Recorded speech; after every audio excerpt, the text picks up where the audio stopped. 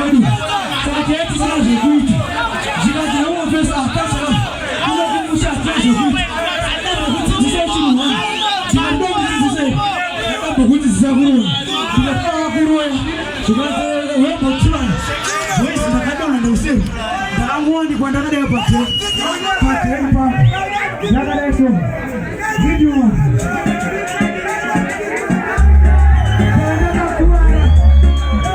Somebody have to see my head and